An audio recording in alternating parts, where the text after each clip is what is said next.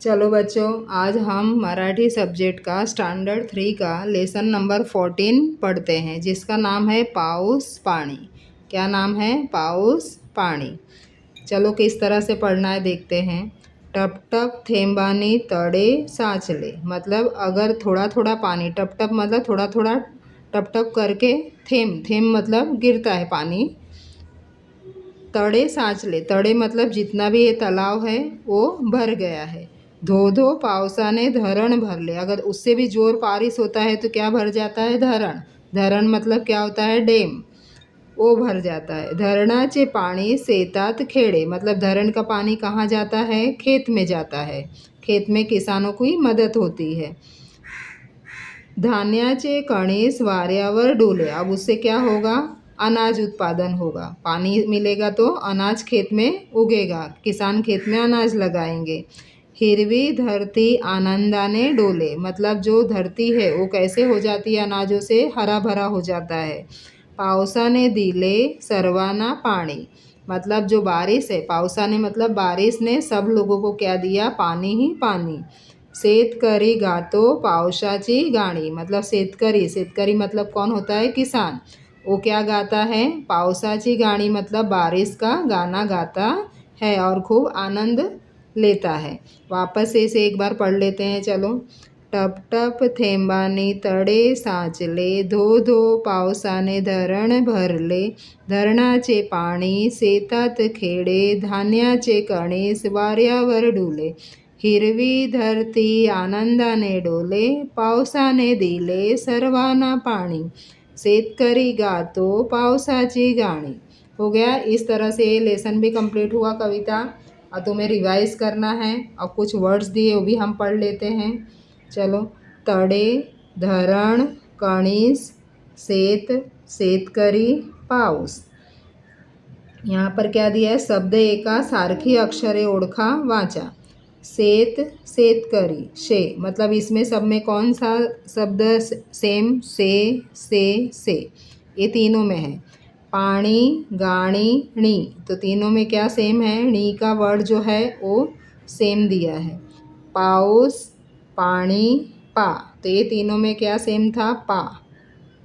धरती, धरण, ध, तो तीनों में कौन सा वर्ड सेम आया है? ध। तो इस तरह से इसे हमें पढ़ना है और नोटबुक में लिखना है। यहाँ पर भी देखो, एका मणा, मतलब देखो और बोलो।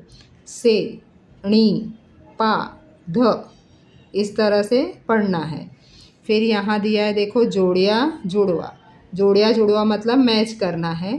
तड़े तड़े, धरण धरण, कणीस कणीस, शेत शेत, शेतकरी शेतकरी, पाणी पाणी, गाणी गाणी, इस तरह से इसे मैच करना है। तो आगे पीछे क्या दिया है वो भी थोड़ा हम पढ़ लेते हैं। देखो यहाँ पर क्या दिया है? एका समझून घ्या वाचा, मतलब स दिया है, स को एक ही मात्रा है। देखो से, स को आकी लाइन है, मात्रा का ना सा। ण को आकी मात्रा णा, ध को आकी मात्रा धा, ण को छोटी ई की मात्रा है, देखो णी।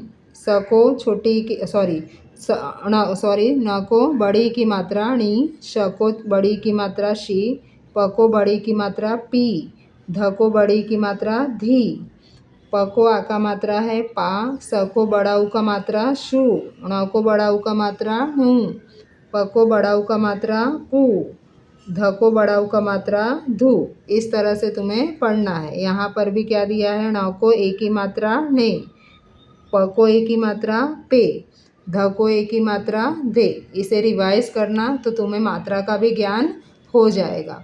फिर यहाँ कुछ और मात्राएं दिया है जिसे हम वापस से पढ़ते हैं। चलो। प को एक ही मात्रा पे, प को बड़ी की मात्रा पी, प को बड़ा ऊ की मात्रा पू, स को एक ही मात्रा से, स को बड़ा ऊ की मात्रा सू, स को बड़ी की मात्रा सी, म को एक ही मात्रा में, म को आ की मात्रा मा, स को आ की मात्रा सा।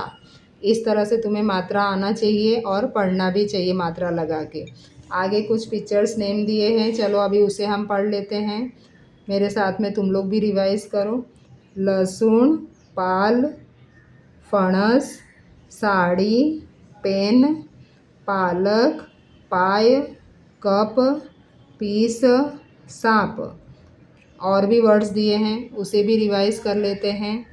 कड़कड़, धड़-धड़, फण-फण, साल, आपला, एकी, कीड़, आपली, आपले, लाले-लाल, केस, तेल, पेला, फेस, सेकणे।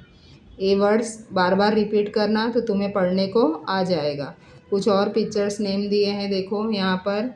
चित्रे पहा, समजून घ्या नावे वाचा। किस तरह से करना है चलो देखो। ससा, ससे, इसका मतलब क्या है?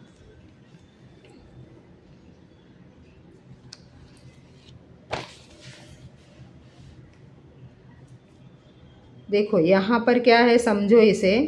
एक है मतलब ससा, और एक से ज़्यादा है, मैनी है, तो यहाँ पर क्या लिखना है? स से, मतलब ज़्यादा के लिए क्या होगा? स से।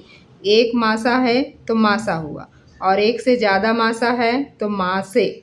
इस तरह से तुम्हें, जैसे हम इंग्लिश में पढ़ते हैं सिंगुलर प्लूरल, वन मैनी, तो उसी तरह मराठी में भी है एक और अनेक। ससा, ससे, मासा, मासे। इस तरह से इसे समझना है। तो इसके साथ में तुम्हारा ये लेसन कंप्लीट हुआ। लाइक, शेयर और सब्सक्राइब भी करो, और लेसन को बार बार रिवाइज भी करो।